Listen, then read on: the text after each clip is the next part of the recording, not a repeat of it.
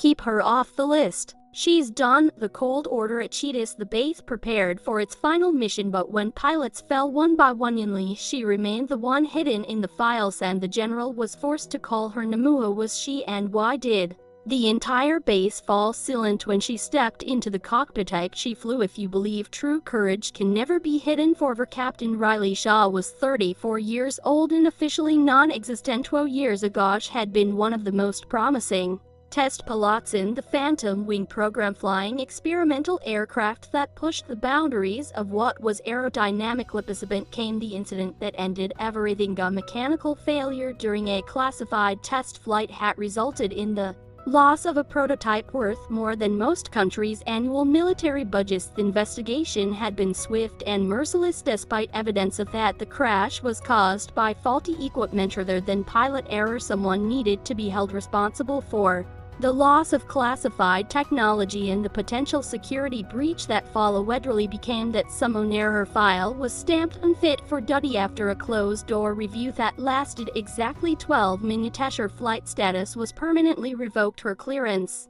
levels were reduced to basic maintenance authorization. The pilot, who had once been trusted with the most advanced aircraft in American military service, was reassigned to equipment inspection duty pending review for possible reinstatement. Official documentation stated, but everyone at Whisper Field Air Base understood the real meaning. Captain Riley Shaw had been removed from active flight duty permanently. To Yersh had worked in the shadows of her former life, performing technical inspections on aircrafts, was no longer allowed to fly, maintaining systems she had once operated with expertise that exceeded most certified test pilots. The other pilots treated her with polite but distant courtesy, acknowledging her presence without engaging in conversation that might remind everyone of her fall from Grasesh had become invisible in the place where she had once been indispensable. Now Whisper Field was preparing for the final test of the Ghost Fire X-9, a stealth fighter so advanced that its existence was known only to personnel with the highest security clearances. The aircraft represented years of development and billions of dollars in research, incorporating technology that would revolutionize air combat. If the tests successfully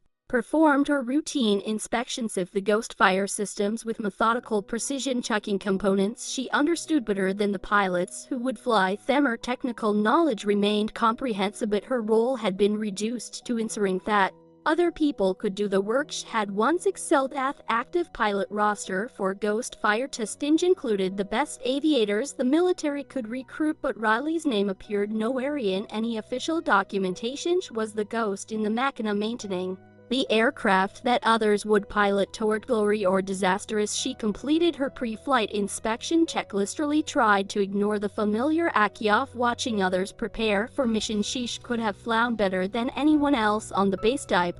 Underestimated. If you've seen people erased from lists who never lost their real abilities. Ghost Fire X-9 test program commenced at 0600 hours with the kind of military precision that accompanied operations worth billions of dollars and years of development. Major Thompson and Captain Rodriguez, the two certified test pilots selected for the Ghost Fire program, completed their final briefings with confidence. It came from months of specialized training and simulation exercises. He represented the best of American military aviation experience, skilled and trusted with technology that could reshape the future of air combat. Riley observed the preparations from her designated position in the maintenance area, performing routine system checks that kept her busy but distant from the primary mission. The other pilots acknowledged her presence with polite nods, but avoided conversation that might remind everyone of her diminished status. The first phase of testing proceeded flawlessly. Ground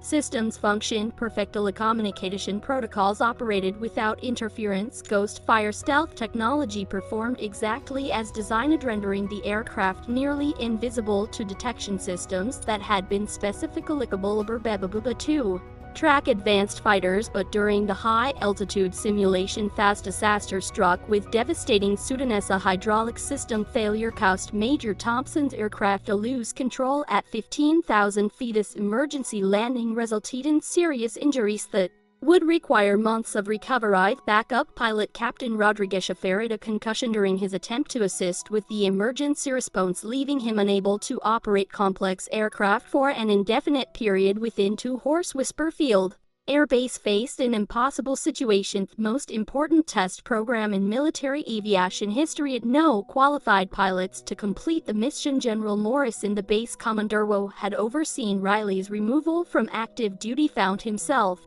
confronting a crisis that threatened to derail years of development and waste billions in taxpayer investments. Colonel Hansen said during the emergency briefing, have no pilots certified for ghost fire operations. The nearest qualified backup is stationed in Nevada. Transportation would delay the mission by at least 48 hours. Delay isn't acceptable, Morrison replied grimly. This test window closes tomorrow. If we miss it, we lose 6 months of scheduling. Coordination with allied forces are depending on these results. The briefing room fell silent as officers processed the implications of their situation. Months of preparation were about to collapse because of a personnel shortage that no contingency planning had anticipated. That's when Chief Master Sergeant Williams, who had served at Whisper Field longer than anyone else, spoke quietly from the back of the room. Sir, there is one person on Basu who knows the ghost fire systems better than any. Onasomion, who helped develop the flight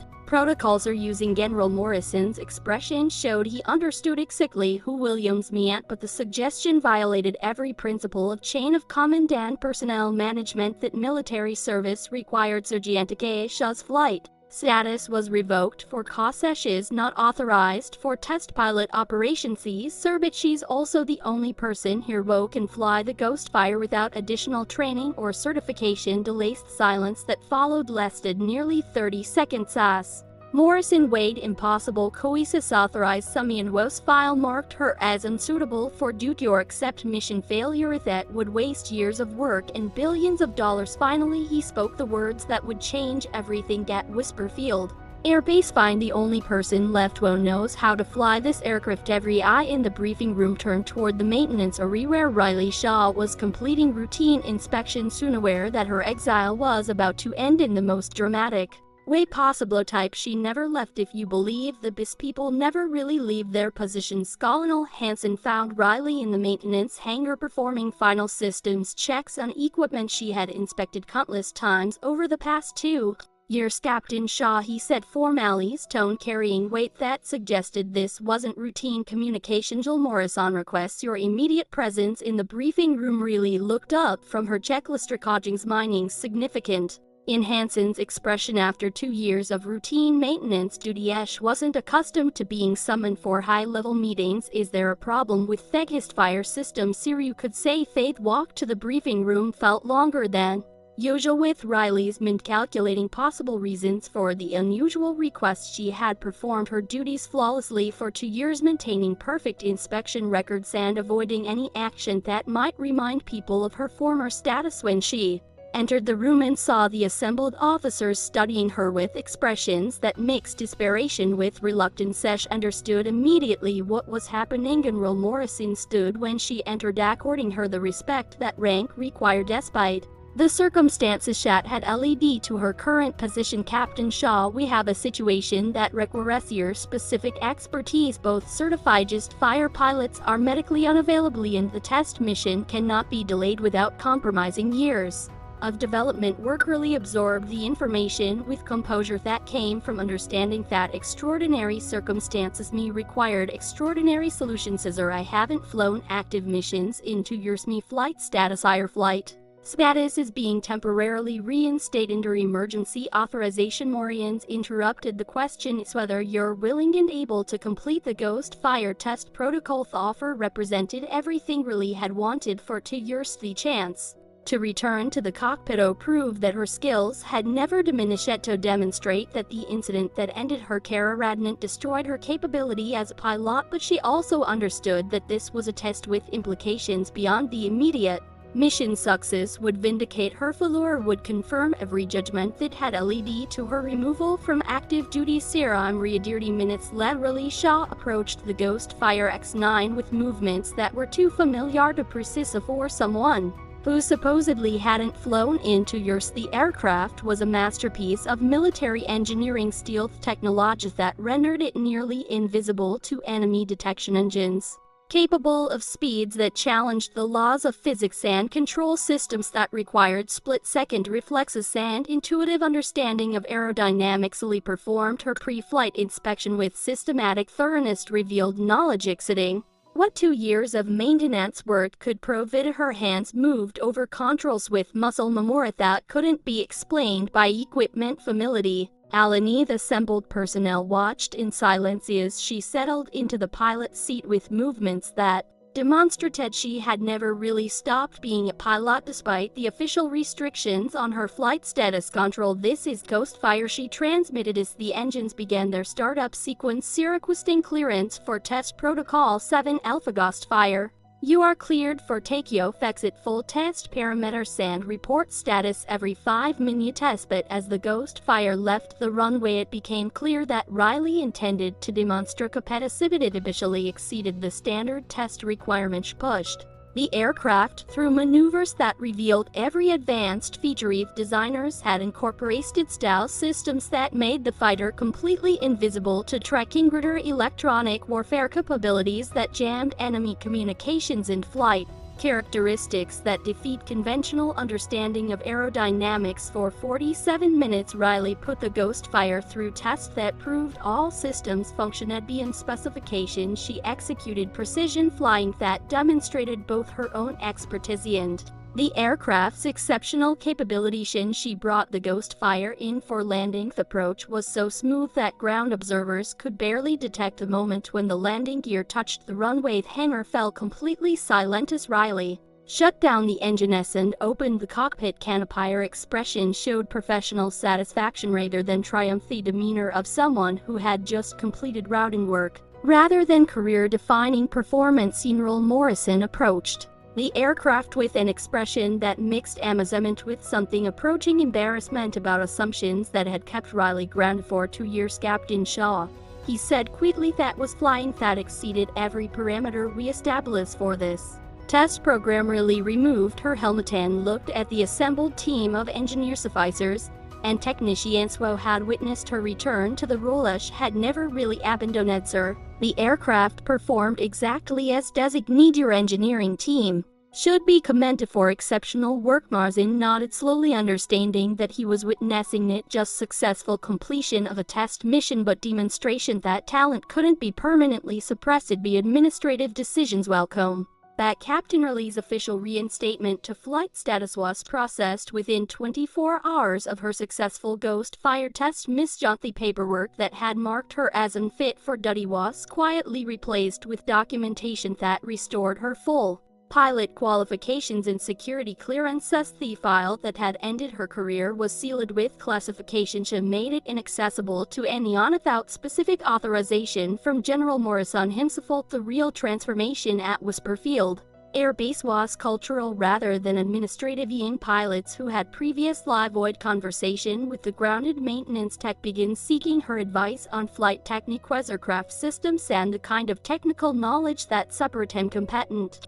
aviators from exceptional ones. Riley accepted their attention with characteristic modesty, offering guidance without emphasizing the expertise that her successful test flight had revealed. She understood that mentoring was more effective when it focused on helping others improve rather than demonstrating her own superior capability. She Ghostfire X9 program continued with Riley as the primary test pilot. The performance consistent exceeded benchmark established for the advanced fighter. Her technical reports influenced design modifications that improved the aircraft's capabilities and safety systems. But perhaps most meaningful, a culture of assumption and quick judgment that had led to her initial dismissal began came through.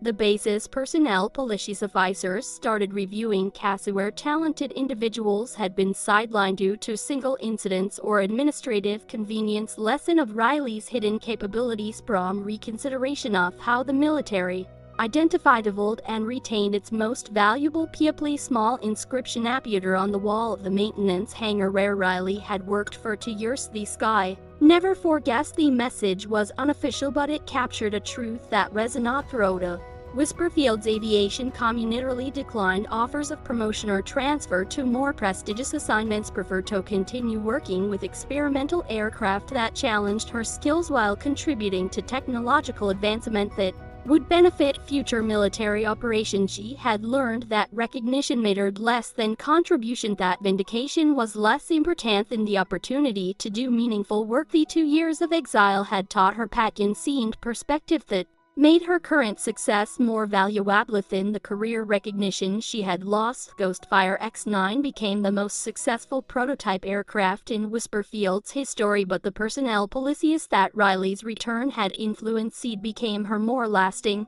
legacy. Young aviators throughout the military began hearing stories about the pilot who came back from the shadows, understanding that true capability could be permanently hidden by administrative decisions or bureaucratic mistakes. Riley Shaw had proven that excellence waits patiently for opportunities to resurface, and that the sky belongs to those who never stop believing they can fly. Some mistakes get magnified, some people get hidden because of a single page in their file, but real courage, true abilities, can never be concealed. For Verily's story reminds us that opportunities don't always come when expected, but when they do arrive, imagining your capabilities means everything can change in an instant. Though many Riley Shaw's work quietly around a pupil whose greatest talents have been suppressed by bureaucratic decisions, administrative convenience, or institutionalism, whose most valuable skills remain hidden because past incidents of outweighed with their actual competence. We live in organizations that